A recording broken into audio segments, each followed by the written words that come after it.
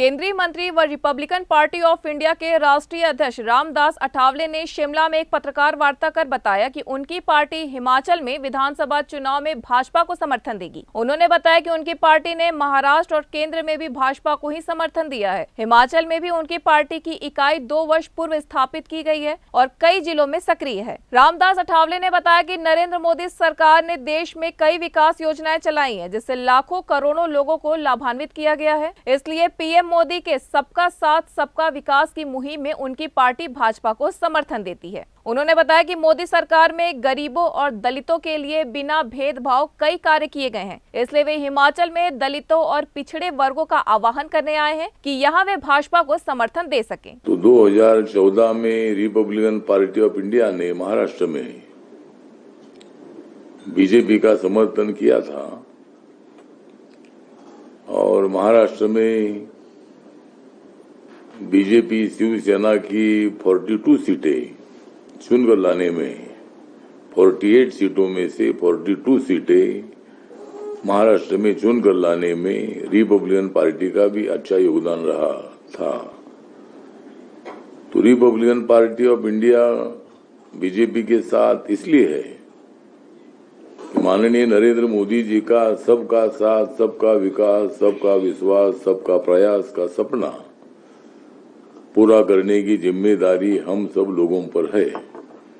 तो इतना काम माननीय नरेंद्र मोदी जी ने किया है और हर राज्य के हिंदू हो, मुसलमान हो, सिख हो, ईसाई हो, बुद्धिस्ट हो, जैन हो, इस कैटेगरी में बैठने वाले सभी लोगों को मतलब इस योजनाओं का फायदा होता है और ये योजनाएं देश के सबके लिए है। कोई जात और धर्म का विषय यहाँ बिल्कुल नहीं है कि एससी, एसटी और ओबीसी को आरक्षण मिलता है। एससी को 15% आरक्षण मिलता है, एसटी को 7.5% आरक्षण मिलता है, ओबीसी को 27% आरक्षण मिलता है, तो ये 49.5% आरक्षण मिलता है। लेकिन ऊंचे जाति में भी इकोनॉमिकली बैकवर्ड की संख्या बहुत है, तो उनको भी आरक्षण मिलना चाहिए। इसी तरह की मांग हमेशा होती रही और इसीलिए माननीय नरेंद्र मोदी जी की सरकार ने सवर्ण समाज के जिनका उत्पादन 8 लाख के अंदर है, ऐसे फैमिली को 10% आरक्षण देने का निर्णय लिया और उसमें ब्राह्मण, बनिया, ठाकुर मतलब सभी लोग इसमें आते हैं और उनको भी मतलब इस आरक्षण का फायदा होता है। यहाँ दलितों का जो पॉपुलेशन है, ये पॉपुलेशन कम से कम 28% है ना, 28% है और बाकी के राज्यों की तुलना में हिमाचल प्रदेश में दलितों का बहुत ही अच्छा मतलब पॉपुलेशन है। तो मैं सारे दलितों को आह्वान करने के लिए आया हूँ।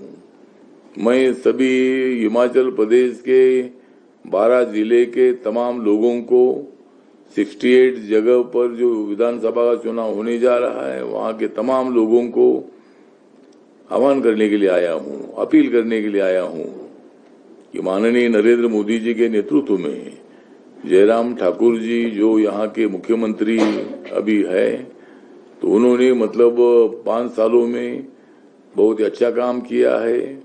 बहुत सारी भारत सरकार की स्कीमें इधर लाई है। आज मैं रिपब्लिकन पार्टी ऑफ इंडिया जो है, मेरी पार्टी छोटी पार्टी है।